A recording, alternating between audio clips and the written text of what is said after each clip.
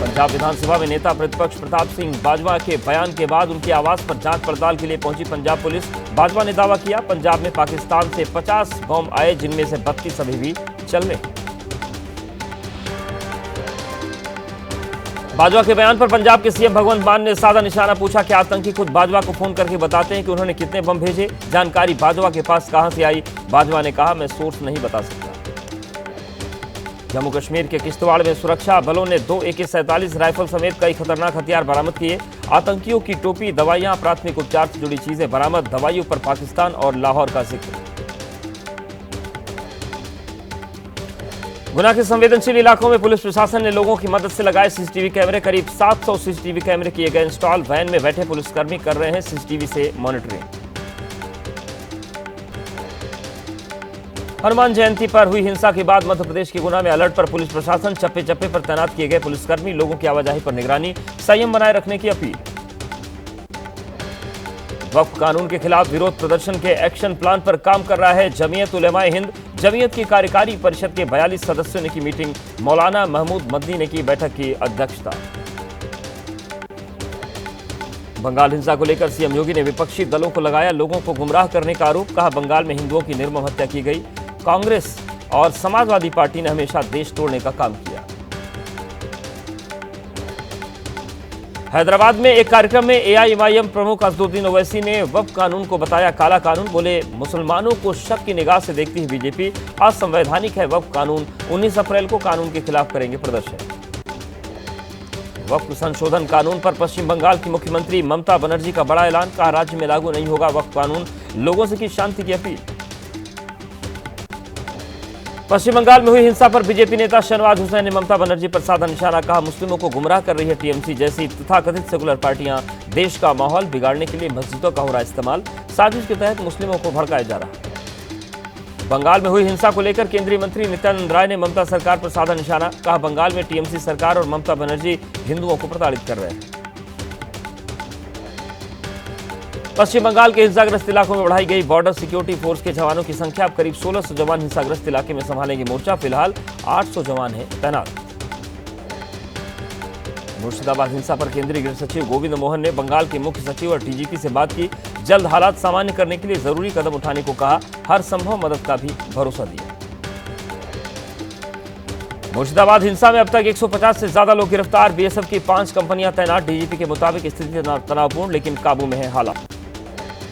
Calcutta high court ने हिंसा प्रभावित मुर्शिदाबाद में केंद्रीय बलों की तैनाती का दिया आदेश। का ऐसे हालात आने पर आंखें बंद नहीं रख सकते। बीजेपी नेता शुभेंदु अधिकारी ने की थी मांग।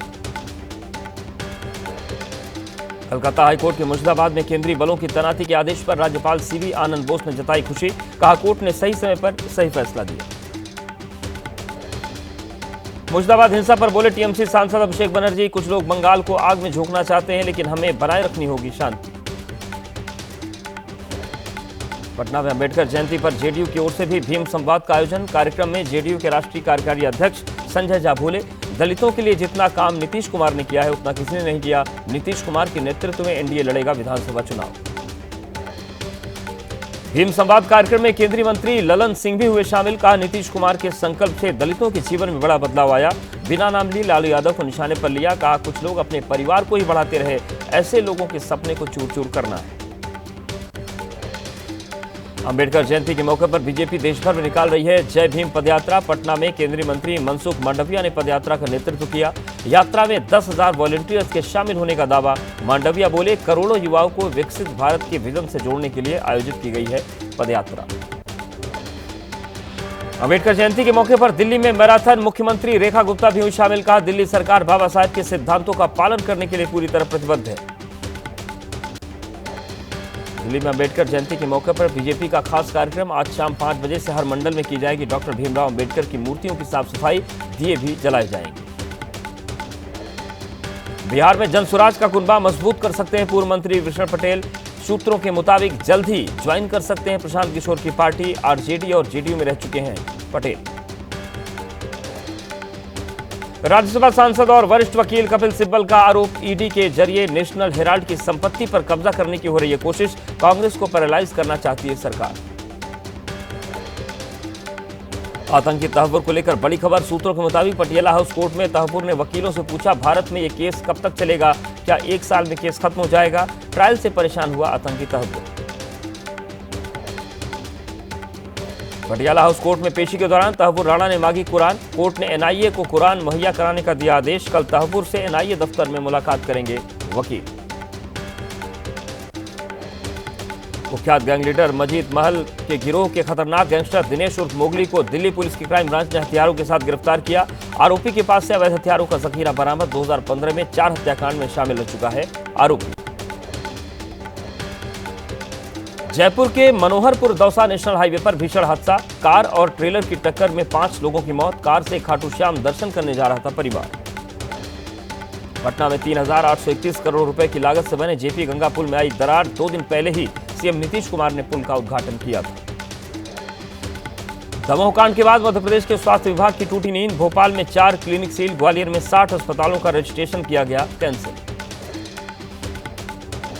यूपी के फिरोजाबाद में भट्टी लीक होने से ग्लास फैक्ट्री में लगी आग। कड़ी मशक्कत के बाद दमकल की 4 गाड़ियों ने आग पर काबू पाया। किसी के हताहत होने की खबर नहीं। पश्चिम बंगाल के बनगांव में आग की लपटों में 9 दुकानें जलकर राख हो गईं। लाखों के नुकसान का अनुमान। यूपी के शाहजहांपुर में गेहूं के खेत में लगी भीषण आग। खुदागंज में 150 बीघा गेहूं की फसल जलकर राख। 3 गांव के दर्जनों किसानों की कई महीने की मेहनत बर्बाद हो गई। हरिद्वार के सलेमपुर में कबाड़ के गोदाम में लगी आग। रिहायशी इलाके में भड़की आग से मची अफरा तफरी। मौके पर पहुंची फायर ब्रिगेड। मध्य प्रदेश के खरगोन में बदला मौसम। बारिश के साथ गिरे ओले। किसानों की फसलों को नुकसान। पारा गिरने से मिली गर्मी से राहत। राजस्थान के चूरू में आंधी तूफान से गिरा पंडित प्रदीप मिश्रा का कथा पंडाल। तेज आंधी के चलते कथा वाली जगह पर मची भगदड़। प्रदीप मिश्रा पर बिना परमिशन कथा करने का आरोप। प्रशासन ने कथा पर लगाई रोक। हिमाचल प्रदेश की मंडी में हादसे का शिकार हुई टूरिस्ट बस। कई यात्री घायल। चंडीगढ़ मनाली हाईवे पर हुआ हादसा। फिरोजपुर में लॉरेंस बिश्नोई और गोल्डी बराड़ के 2 गुर्गों जग्गा और मनजिंदर सिंह आरडीएक्स के साथ गिरफ्तार। दोनों के पास रिमोट कंट्रोल भी बरामद। धर्मांतरण पर संघ प्रमुख मोहन भागवत का बड़ा बयान। कहा, लालच या डर से नहीं बदलना चाहिए अपना धर्म से मिलती है खुशी। यूपी के वाराणसी में समाजवादी पार्टी के नेता हरीश मिश्रा से मारपीट करनी, सेना पर पिटाई का आरोप। एसपी कार्यकर्ताओं ने थाने में किया हंगामा। पुलिस ने 3 लोगों को हिरासत में लिया। बैसाखी स्नान को लेकर हरिद्वार में उमड़ी श्रद्धालुओं की भीड़। हर की पैड़ी पर लोगों ने गंगा में लगाई आस्था की डुबकी। प्रशासन ने सुरक्षा के सख्त इंतजाम किए। यूपी के कासगंज में 17 साल की नाबालिग लड़की के साथ हुआ गैंगरेप। जानकारी के मुताबिक अपने मंगेतर के साथ झाल के पुल पर घूमने गई थी लड़की। तभी आरोपी आए और उसे किडनैप कर सुनसान जगह पर ले गए, रेप किया। पुलिस ने 5 आरोपियों को किया गिरफ्तार। 3 आरोपी फरार। रायबरेली में घायल बच्चे को ठेले पर रखकर अस्पताल पहुंचे परिजन। घर के आसपास नहीं मिल पाई एम्बुलेंस। डॉक्टर्स ने प्राथमिक उपचार के बाद किया discharge.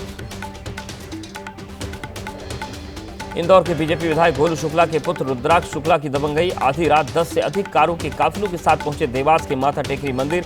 Video viral. Madhya Pradesh के छिंदवाड़ा में मोबाइल छीनने पर 8वीं क्लास की छात्रा ने लगाई फांसी। मां ने छीन लिया लड़की से मोबाइल। मामले की जांच में जुटी पुलिस। मुंबई में स्पाइडरमैन चोर के नाम से फेमस अपराधी गिरफ्तार। स्पाइडरमैन की तरह इमारतों में घुसकर करता था चोरी। आरोपी के पास से 36.5 लाख रुपए के गहने बरामद। मुरादाबाद में आईपीएल पर सट्टेबाजी का खुलासा। पुलिस ने 9 लोगों को गिरफ्तार किया। मौके से 1,47,000 रुपए, 2 लग्जरी कारें और 10 मोबाइल जब्त। लाइसेंसी पिस्टल और रिवॉल्वर भी मिले। आईपीएल में आज पहला मैच रॉयल चैलेंजर्स बेंगलुरु और राजस्थान रॉयल्स के बीच होगा। दोपहर 3:30 बजे से जयपुर में खेला जाएगा मुकाबला। घरेलू मैदान पर इस सीजन का पहला मैच खेलेगी राजस्थान रॉयल्स की टीम। आईपीएल में आज दूसरा मुकाबला मुंबई इंडियंस और दिल्ली कैपिटल्स के बीच खेला जाएगा। शाम 7:30 बजे से दिल्ली में होगा मैच। हिंद महासागर में अश्वमेध यज्ञ के लिए निकला भारतीय नौसेना का जंगी जहाज आईएनएस सुनैना। अपने पहले पड़ाव में तंजानिया की राजधानी दार एस सलाम पहुंचा। 5 अप्रैल को आईएनएस सुनैना को रक्षा मंत्री राजनाथ सिंह ने कर्नाटक के कारवार बंदरगाह से अफ्रीकी देशों की यात्रा पर रवाना किया था।